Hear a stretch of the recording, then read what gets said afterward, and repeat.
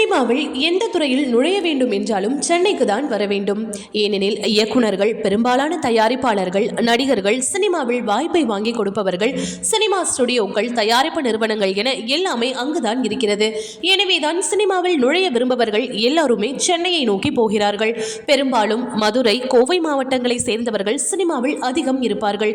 இப்போது அது கொஞ்சம் மாறி உள்ளது. 70s 80sகளில் சினிமாவில் கோலாற்றியவர்கள் பலரும் இந்த இரண்டு மாவட்டங்களை சேர்ந்தவர்களாக இருந்தார்கள். பாரதி ராஜா, வைரமுத்து, இளையராஜா ஆகியோர் கூட மதுரை மாவட்டங்களை சேர்ந்தவர்கள்தான். இசைஞானி இளையராஜா இசையில ஏதாவது சாதிக்க வேண்டும் என்கிற கனவில் பண்ணைபுரத்திலிருந்து சென்னைக்கு புறப்பட்டு வந்த செய்தியை பற்றி தான் ஒரு தொகுப்பாக அவர் கூறியுள்ளார்.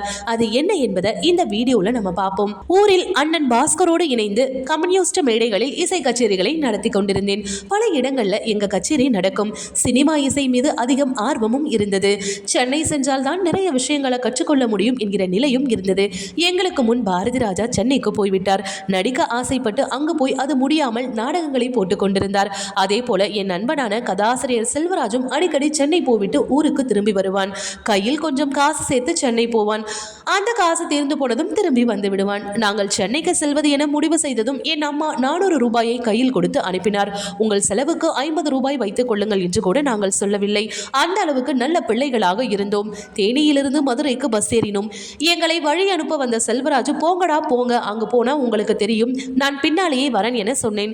பேருந்து சென்று கொண்டிருந்த பொழுது இந்த பணம் போதாது, மதுரையில் சில நாட்கள் தங்கி இசை கச்சேரிகளை செய்து கொஞ்சம் காசு சம்பாதித்து அதன் பின் சென்னை போகலாம் என நான் சொன்னேன். பாஸ்கரும் அதற்கு சம்மதித்தான்.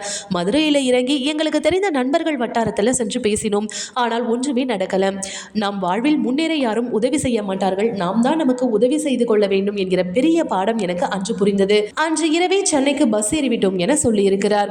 அந்த செல்வராஜ் எழுதிய அன்னைக்கிளை கதையில் தான் இளையராஜா முதலாக இசையமைப்பாளராக அறிமுகமானதுதான் காலத்தின் சுவாரஸ்யமான கதையாக உள்ளது.